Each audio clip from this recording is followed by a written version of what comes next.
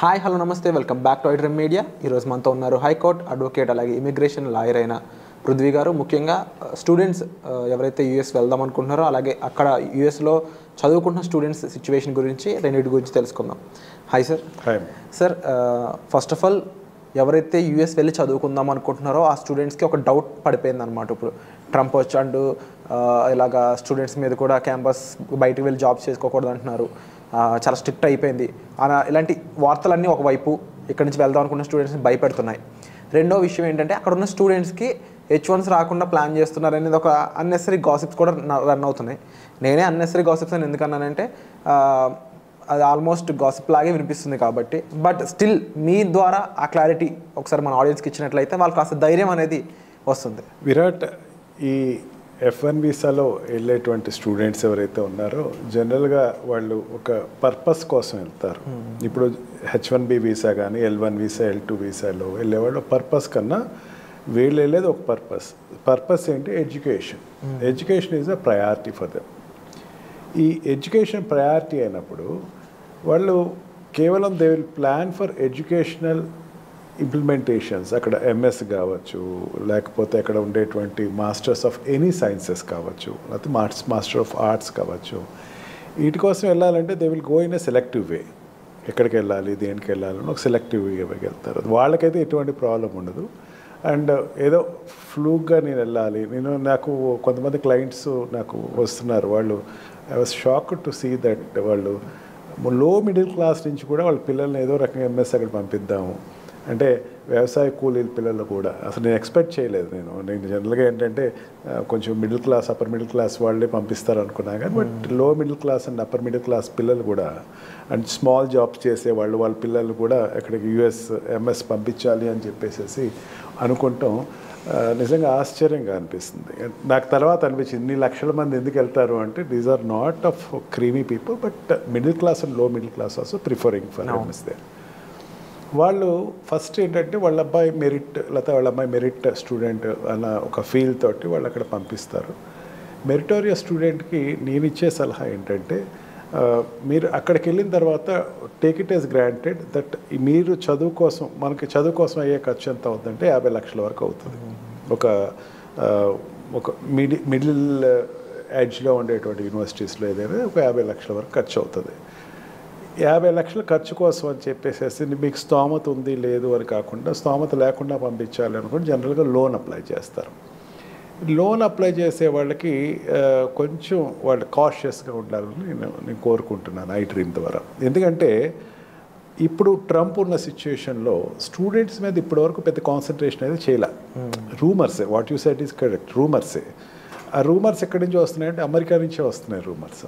Already existing అంటే OPT దొరక్క, CPT దొరక్క వాళ్ళు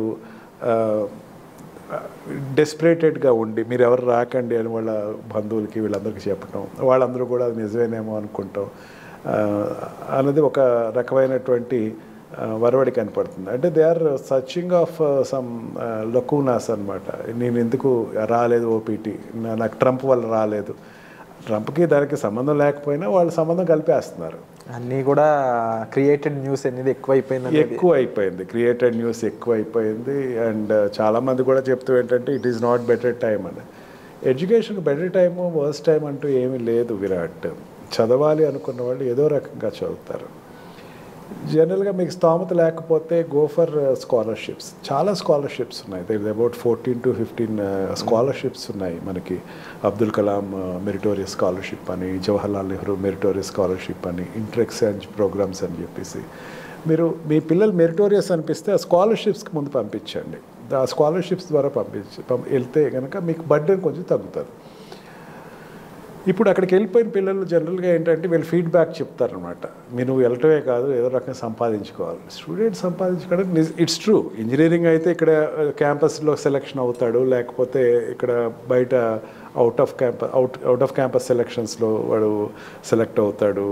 ఈ రకంగా సెలెక్ట్ అవుతాడు. డెఫినెట్గా వాడు ఒక నెలకు వచ్చేసరికి ఈ సాఫ్ట్వేర్ అనుకోండి ఒక 40+ వాడికి శాలరీ ఉంటుంది పర్ మంత్.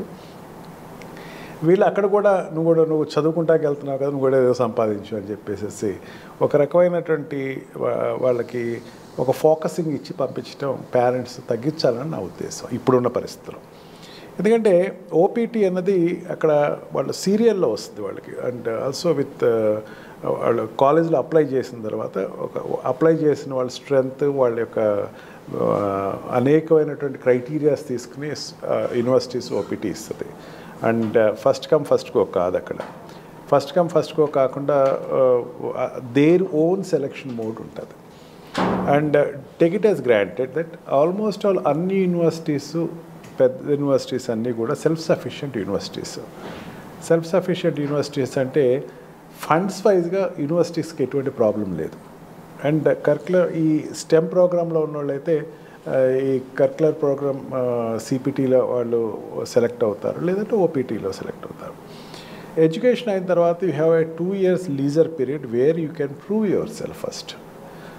అంతేగాని ఈ ఎడ్యుకేషన్ టైంలో నేను ఏదో చేసేయాలి, ఏదో రకంగా ఓపీటీలో జాయిన్ అవ్వాలి. కొంతమంది వీడియోస్ చూస్తున్నా నాకే ఆశ్చర్యం అనిపిస్తుంది. ఎక్కడో ఈ డే కేర్లో చేస్తున్నారు, అక్కడ చేస్తున్నారు. Don't do that. Don't encourage your children to do that jobs as such. ఇక్కడ ట్రంప్ చాలా స్ట్రిక్ట్గా ఉన్నాడని చెప్పచ్చు. ఇక్కడ కాదు, ఇదివరకు కూడా ఉంది గవర్నమెంట్, కానీ ఇప్పుడు ట్రంప్ సీరియస్గా చూస్తున్నాడు దాన్ని. అంటే కేవలం స్కిల్ సెట్ ఉన్న స్టూడెంట్స్ మాత్రం కావాలనుకోవడమా, లేదంటే దాంతోపాటు బిహేవియరల్ పరంగా ఎటువంటి ఇక్కడే మోసం చేస్తున్నారంటే మిగిలిన చోట కూడా మోసపరమైన ఆలోచనలు ఉంటాయి స్టూడెంట్స్లో. అంటే మెయిన్గా ఆయన క్వాలిటీ కావాలనుకుంటున్నాడు అనేది చాలా క్లియర్గా అర్థమవుతుంది. ఆ క్వాలిటీ కావాలనుకోవడంలో ఎక్కడో అందరినీ కూడా ఇబ్బంది పెడుతున్నట్టు స్టూడెంట్స్ అయితే ఇలా స్పందిస్తున్నారో అనిపిస్తుంది. అందరూ ఇబ్బంది పడుతున్నారు అనేది నిజంగా రూమరే. అందరూ ఇబ్బంది ఏం పట్ల. సీరియస్గా ఎంఎస్ చేయాలి అనుకున్న వాళ్ళకి ఆ ప్రాబ్లం లేదు.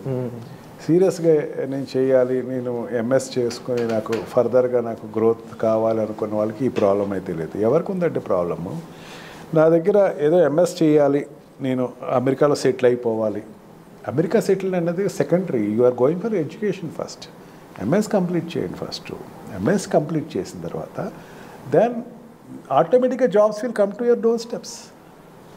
డోంట్ ఆ రెండు ప్యారలల్గా అయితే చూడొద్దని నా ఉద్దేశం. నేను ఓపీటీలో రాలేదు, డెస్పరేట్ అయిపోవటం, డిప్రెస్ అయిపోవటం, నేను ఫీజులు ఎట్లా కట్టాలి, మీరు నా పేరెంట్స్కి డబ్బులు ఎట్లా కనుక పంపించాలి, రీపే ఎట్లా చేయాలి అన్నది ఎక్కువ కన్సర్న్ అయిపోతుంది. అండ్ మోస్ట్లీ మీరు చెప్పిన క్లారిటీ ఇచ్చిన ఈ విషయాలన్నీ కూడా ఇప్పుడు వరకు చాలామంది జనాల్ని, పేరెంట్స్ని, స్టూడెంట్స్ని, వెళ్దాం అనుకునే వాళ్ళని ముఖ్యంగా భయపెడుతూ ఉన్నాయన్నమాట. హోప్ఫుల్లీ మీరు వీటి మీద మాట్లాడడం, వీటికి సంబంధించి క్లారిటీ ఇవ్వడం చాలామందికి ధైర్యాన్ని కలిగిస్తుంది. అండ్ మోర్ ఓవర్ మీరు ఎప్పటి నుంచో చెప్తున్న ఒకే పాయింట్, స్కిల్ సెట్ ఉండి పర్పస్ఫుల్గా వెళ్ళి చదువుకున్న వాళ్ళకి ఎటువంటి ఇబ్బంది లేదు అని. సో దానికి సంబంధించి తప్పకుండా మీకు ఎటువంటి డీటెయిల్స్ కావాల్సిన, హెల్ప్ కావాల్సిన, ఫర్దర్ గైడెన్స్ కావాల్సిన మీరు డిస్ప్లే అవుతున్న నెంబర్స్ కాల్ చేయడం ద్వారా డైరెక్ట్గా సార్ని సంప్రదించవచ్చు. దాని పట్ల పర్సనల్ అపాయింట్మెంట్స్ కూడా ఆల్రెడీ సార్ ప్రొవైడ్ చేయడం జరుగుతుంది. సో మీరు ఇమీడియట్గా రైట్ ఇన్ఫర్మేషన్ కోసం అయితే సార్ని సంప్రదించండి. అలాగే పృథ్వీ గారితో ఎటువంటి ఎపిసోడ్స్ మీకు కావాలి, ఎటువంటి ఇన్ఫర్మేషన్ ఎపిసోడ్స్ మీకు కావాలనుకుంటున్నారో కామెంట్ సెక్షన్లో మెన్షన్ చేసినట్లయితే మాకు ఒక క్లారిటీ అనేది వస్తుంది. అటువంటి ఎపిసోడ్స్ మీ ముందుకు తీసుకొచ్చే ప్రయత్నం కూడా చేస్తాం. Thank you so much. Thank you.